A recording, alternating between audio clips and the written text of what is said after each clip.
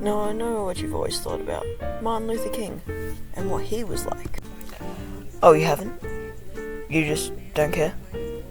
Well, that sucks. I'm going to tell you about him anyway. So buckle in, grab your popcorn, and let's talk about the King, Martin Luther. Wait, not that one. Yeah, that one. There's a cute little baby, just as sweet as any other baby. Little did this baby and his parents know how much it would affect the entirety of Christianity and Europe as a whole.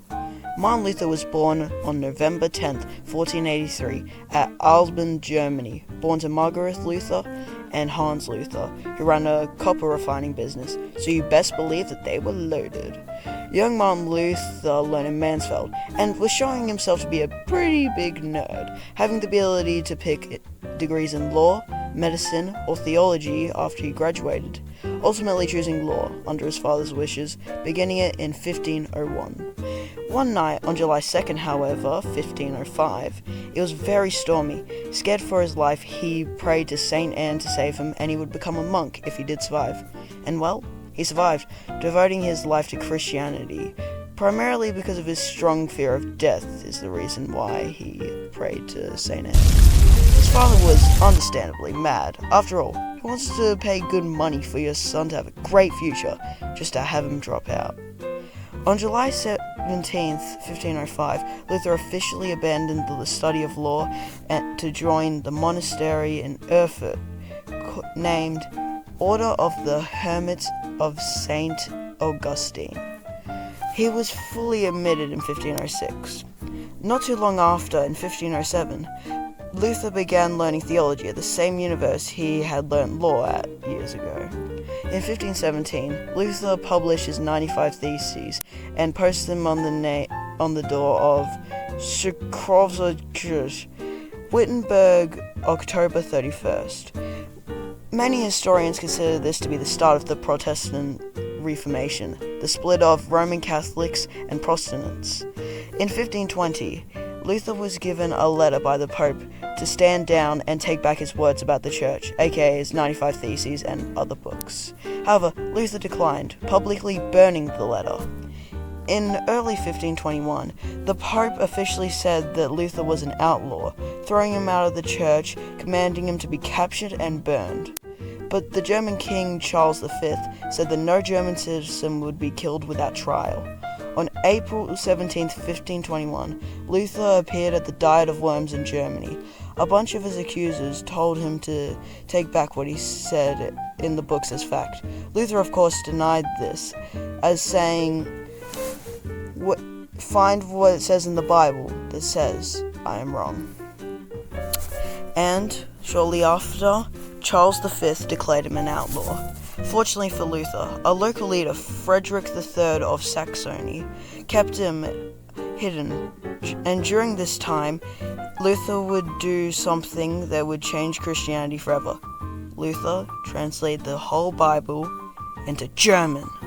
Now, while it might not seem important, at the time, it was crazy, as before he did it, the Bible was only in Latin, which not too many people could read, so they just had to be told and accepted as fact.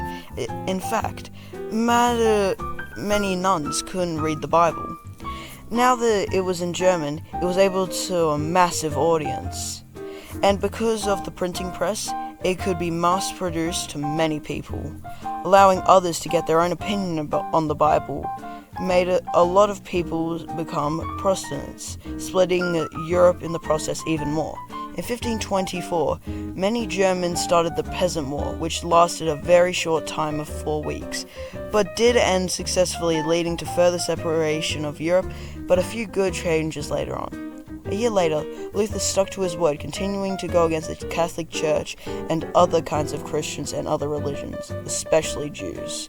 In lighter news, on the 13th of June in that same year, he married Catherine of Bora, a nun, and they went on to have 6 beautiful children.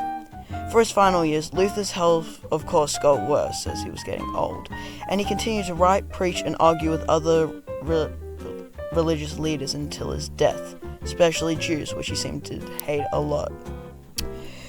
Until his death in Alben, on 18th February 1546, dying with his views, leaving a legacy that would affect Europe and Christianity for years to come.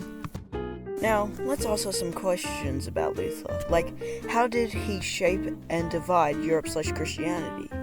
Luther managed to shape and divide Europe/Christianity, whether it be his books or his 95/97 theses, which we did not mention.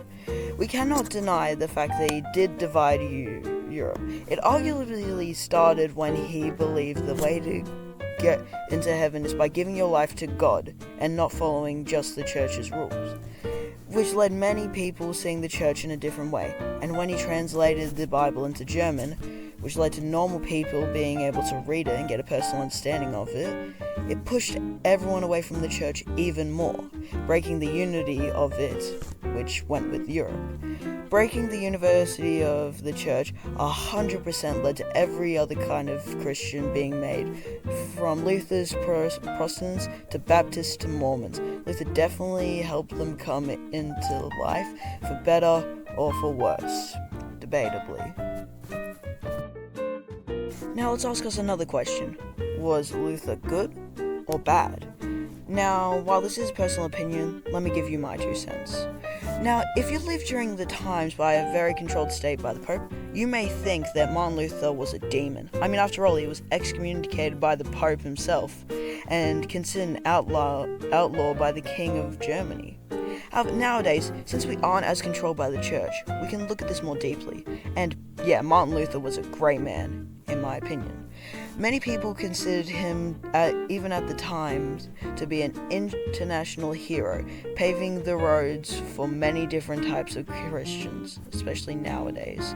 Whether he liked it or not, he was ultimately good, even in the little things like confessing sins and just giving his life for God, even if that is subjective.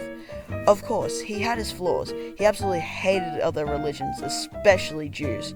But I'd argue his good outweighs the bad by a long shot. Now, let's talk about the opinion most people have on him today. Now, while I said that I think he was good and many other people think he was good, let's look at some data. Now, according to people on Reddit, which is all the people that we have here, some people say that he was an imperfect person, like pretty much everyone, but overall a good person contributing to the church positively, and others believe he was a horrible person, splitting up the church and Christians of the world, creating many more types of Christian, which have led to cults and many people dying. Ultimately, it does come down to personal opinion. So, tell me, what are your thoughts on him?